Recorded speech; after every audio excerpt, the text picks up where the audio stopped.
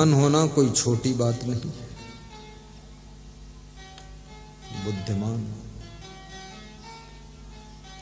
अलग अलग क्षेत्र में लोग बुद्धिमान हुआ करते हैं। कोई चिकित्सा क्षेत्र में बुद्धिमान है, कोई युद्ध क्षेत्र में बुद्धिमान है, कोई साधना क्षेत्र में बुद्धिमान है, तो कोई घर के काम काज में बुद्धिमान है। जैसे अभी मेरे से कहा जाए पकौड़ी बनाओ तो मैं नहीं बना पाऊंगा, फिर ये बुद्धिमान है, ये पकौड़ी बना देगी, कचौड़ी बना देगी और सुखौड़ी बना देगी। लेकिन इनसे कहा जाए तुम प्रवचन सुनाओ तो ये नहीं सुना पाएंगे। प्रवचन में हम बुद्धिमान हैं और ये भोजन बनाने में बुद्धिमान है।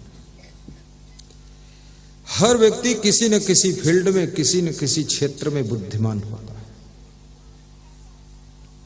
और बुद्धिमान ही जो कई क्षेत्रों में बुद्धिमान है, जिसमें कई कलाएं हैं।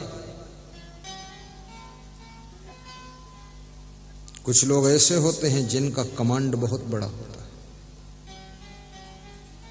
बहुत कार्य करना जानते हैं।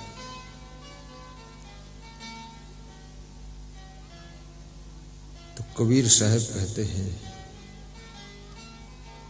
सयाना वह है, बुद्धिमान वह है, जो भक्ति के मार्ग को भूलता नहीं, जो ज्ञान के पथ से विचलित होता नहीं, सो सयान मार्ग रह जाई।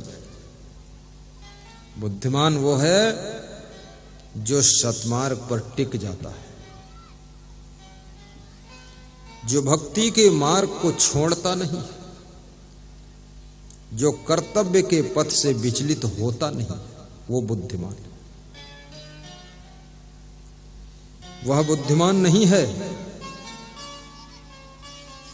जो एक साल भक्ति करे और दूसरे साल खूब दारू पिए और तीसरे साल खूब जुआ खेले और चौथे साल फिर भक्ति करने लग जाए, फिर माला जप रहा श्री राम जय राम जय।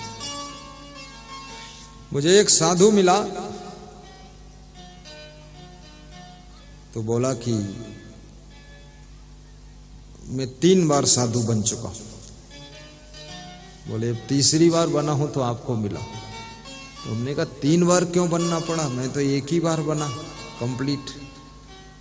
बोले पहली बार बना तो फिर एक स्त्री में मोहित हो गया तो साधु से विचलित हो गया, फिर गृहस्थी में चला गया। फिर गृहस्थी में बहुत दुख मिला तो दूसरी बार फिर साधु बना तो फिर मोह आ गया तो फिर खिसक गया, तो फिर गृहस्थी में गया। फिर वहां बहुत रगड़ी लग गई, पूरी खोपड़ी गंजी हो गई। ये गृहस्थी का रगड़ा भी बहुत कठिन है, ये हर व्यक्ति के बस की बात नहीं है। गृह कारज नाना जंजाला, ते अति दुर्गम शैल विशाल। तो बोले अब तीसरी बार फिर साधु बना, आपको मिला हूं। बोले बस अब पक्का। फिर मुझे सूचना मिली वो 5 साल बाद फिर गृहस्थी में गया। ये व्यक्ति सयाना नहीं कहा जा सकता, बुद्धिमान नहीं कहा जा सकता, समझदार नहीं कहा जा सकता है।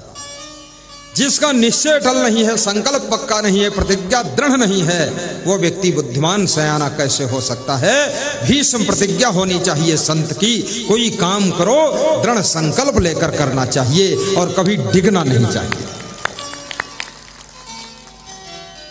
हिमालय पहाड़ टल जाए लेकिन आपको टलना नहीं चाहिए। निश्चय अटल की ढाल पर सब विघ्नवार टलंत जू। बहुत जल्दबाजी में संकल्प भी मत लीजिए, हड़बड़ी में प्रतिज्ञा भी मत लीजिए, लेकिन प्रतिज्ञा लो तो भीष्म प्रतिज्ञा होनी चाहिए। और संकल्प लो तो राजा हरिश्चंद्र जैसा संकल्प होना चाहिए।